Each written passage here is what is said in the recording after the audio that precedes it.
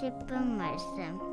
사무엘상 2장 11절부터 21절입니다. 11절 한 절 읽겠습니다. 엘가나는 라마의 자기 집으로 돌아가고 그 아이는 제사장 엘리 앞에서 여호와를 섬기니라. 한나는 아들 사무엘을 통해 하나님께서 본인과 동행하심을 경험했습니다.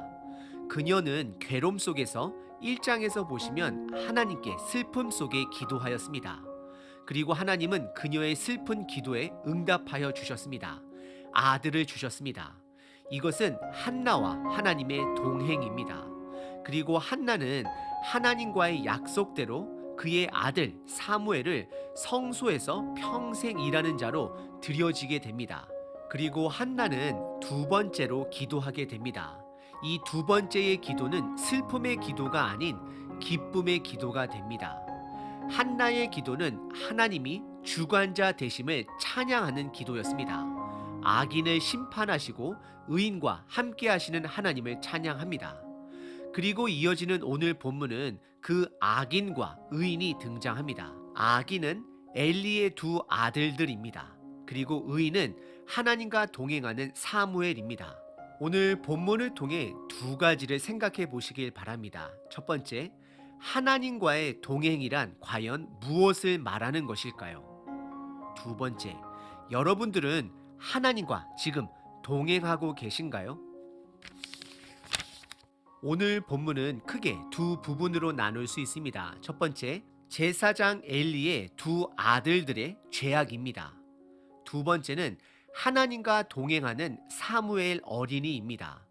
본문의 첫 번째 부분은 11절서부터 17절까지 하나님과 동행하지 않는 엘리의 아들들의 죄악을 드러내십니다. 우선 11절에 보시게 되면 사무엘의 아버지 엘가나는 사무엘을 성소에 들이게 되고 그들의 집인 라마로 돌아갑니다. 그리고 그 아이는 제사장 엘리야와 함께 여호와를 섬겼다라고 성경은 시작합니다. 이것은 12절서부터 시작되는 엘리의 아들들과 비교하기 위함입니다. 12절에 바로 엘리의 아들들은 행실이 나빠 여호와를 알지 못했다라고 성경은 평행적으로 기록합니다. 성경은 엘리의 아들들이 성소에서 일하는 제사장임에도 불구하고 하나님을 알지 못했다라고 기록합니다. 그리고 이어지는 13절에 그들의 죄악된 습관 하나를 적나라하게 드러냅니다. 제사장의 직분은 백성들이 가지고 온 재물을 하나님께 제사로 드리는 것이 그들의 책임이었습니다. 그런데 13절과 14절에 보시게 되면 백성이 하나님께 드리기 위한 고기를 가지고 왔는데 이때 엘리의 두 아들들이 와서 갈고리로 아무거나 걸려 나오는 고기를 그들의 몫으로 정했음을 성경은 고발하고 있습니다. 레위기 7장에 보시게 되면 제사장의 몫은 분명하게 가슴살과 오른쪽 뒷다리로 정해져 있습니다. 그것뿐만 아니라 15절과 16절에 보시게 되면 제사의 순서 또한 무시하며 기름을 태우기도 전에 생고기를 원한다라고 고집하며 제사 도중에 고기를 갈취해서 가지고 갑니다. 그리고 혹시 16절에 이것이 부당하다라고 말하는 백성들에게는 불량배로 돌변하며 억지로 빼앗기 전에 좋은 말로 할 때 달라라고 협박을 합니다. 그래서 17절에 성경은 엘리의 두 아들들의 죄악을 다음과 같이 정의합니다. 17절입니다. 이 소년들의 죄가 여호와 앞에 심히 크면 그들이 여호와의 제사를 멸시함이었더라. 이들은 결국 여호와 하나님을 멸시한 것입니다. 그리고 오늘 본문의 두 번째 부분은 18절서부터 21절까지 엘리의 아들들과는 다르게 하나님과 동행하는 사무엘의 어린이입니다. 18절에 사무엘은 어렸을 때 제사장들이 입는 세마포 새옷을 입고 여호와 앞에 섬겼다라고 성경은 기록합니다. 이것은 사무엘이 하나님과 동행했음을 말하고 있습니다. 19절에 사무엘의 어머니는 매년 제사를 드리러 실로에 올라갈 때마다 성장하고 있는 사무엘에게 작은 겉옷을 지어주었다라고 기록합니다. 이것은 제사장들이 입는 옷입니다. 그리고 이 모습을 좋게 본 엘리 제사장은 20절에 한나가 사무엘을 성소에 일하는 자로 들였으므로 다른 자식들이 있기를 축복해 줍니다. 그러자 21절에 하나님께서 한나를 돌보사 아들 3명과 딸 2명을 주셨고 사무엘은 여호와 하나님과 함께 동행했음을 기록합니다.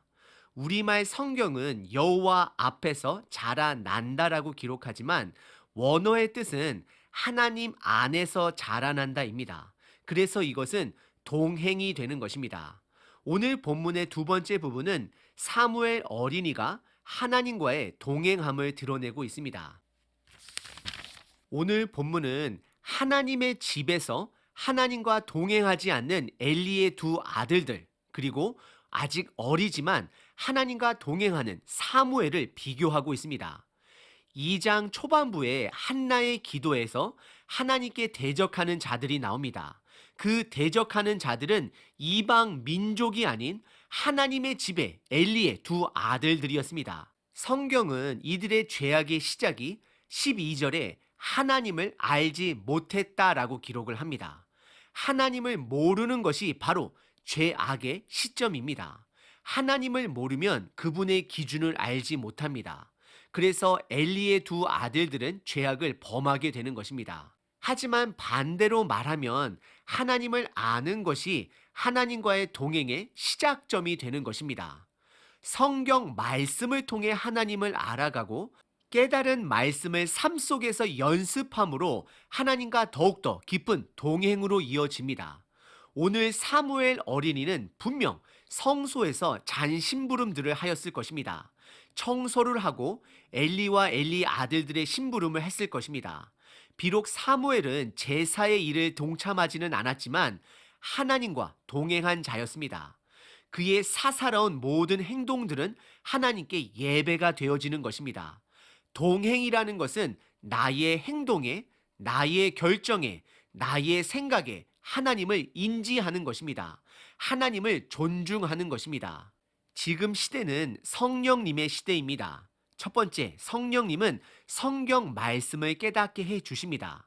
여러분들 매일 성경 말씀을 성령님을 의지하여 묵상하고 계신가요? 두 번째, 여러분들께서 무언가를 결정하실 때 하나님의 뜻을 의식하시나요? 사실 모든 결정에 하나님이 원하시는 A, B 같은 길이 있을 수도 있고 없을 수도 있습니다.